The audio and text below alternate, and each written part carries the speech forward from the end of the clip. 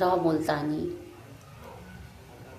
मेरे बहुत सारे सब्सक्राइबर ऐसे हैं जो रॉ मुल्तानी बहुत ज़्यादा पसंद करते हैं और उनकी ये रिक्वेस्ट होती है कि मैं रॉ मुल्तानी का क्रंच करूं, इसलिए ये उन सभी के लिए है। देखिए कितना मोटा कितना थिक है ये।